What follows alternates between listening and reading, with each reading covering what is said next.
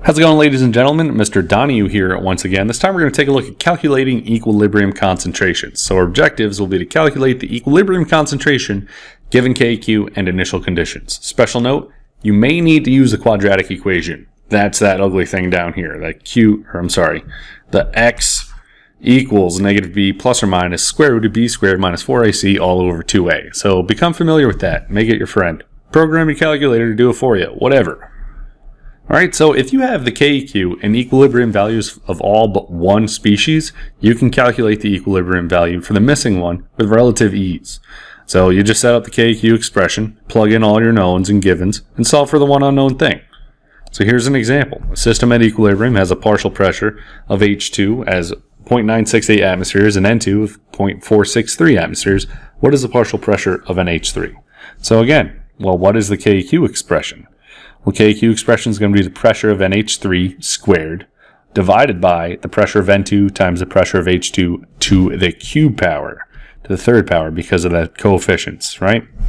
So, done. Check. Second step, do a little rearranging. I'm trying to get the pressure of NH3, so I got to multiply both sides by the pressure of N2 and the pressure of H2 cubed. And then, take the square root to get just pressure of NH3. You plug in the values. KQ they gave me, the pressure of N2 they gave me, the pressure of H2 they gave me, and solve for the one unknown. And there you go. There you have it. Easy peasy. Nice and easy. Alright, so this is where things are going to get ugly. Calculating equilibrium concentrations from initial conditions. So if we know the KQ and initial conditions, you can solve for equilibrium levels of everything.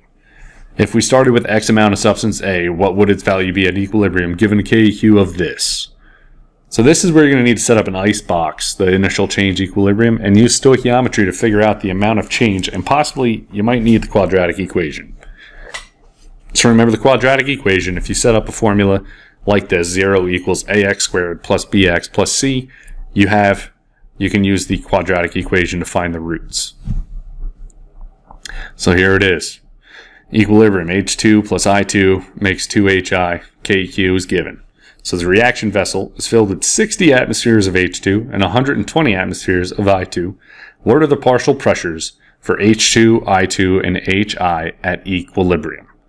So again, first things first, set up our equilibrium constant expression. So KEQ is going to equal the pressure of HI squared all over the pressure of H2 times the pressure of I2. So, good start so far. Nothing terrible yet. Well, I know since I didn't start with any HI, I'm going to have to make some. So, how much? Well, I look at the coefficients to figure it out. I'm going to make 2x worth of HI, which means at equilibrium, I'm going to have 2x as my value. Now, I2 has a coefficient of 1. So, for every 2 HI I'm making, I'm using up 1 I2. So, it's going to be a minus x amount. And the same thing with H2, minus x. So at equilibrium, H2 is going to be this 60.00 minus x, and I2 is going to be this 120.0 minus x. So now this is where it starts to get ugly.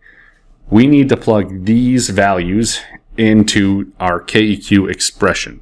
So I end up with KEQ equals 2x squared all over, which one is 60.00 minus x times 120 minus x. So now I have to distribute stuff. So KEQ is going to be equal to, let's see, 2x squared. I'm going to have to square 2x, so I end up with 4x squared on top, and on the bottom I end up with a really big mess. I had to definitely do this problem ahead of time. We end up with 7,200 minus 180x plus x squared on the bottom. So now all that's equal to KEQ.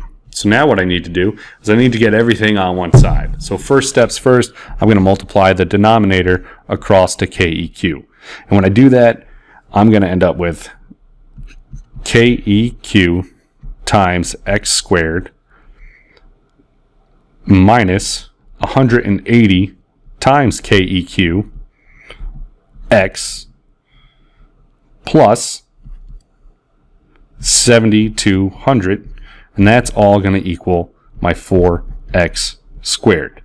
So now I have to subtract 4x squared from both sides. And remember, my KEQ is given up here. It's 50.5. So 50.5 minus 4, I end up with 46.5 x squared minus, now let me distribute those numbers, and I end up with 90 x, and I end up with, oh hey, I forgot the 7,200 was times by KEQ. So 7,200 times KEQ, I end up with 363,600, and that's all equal to 0. So now I got my A value is 46.5. My B value, that's a B, is negative 90, and my C value is this really big number. So now I can plug it into my little quadratic equation, and I get two options, right? I get x can equal either 56.1 or 139.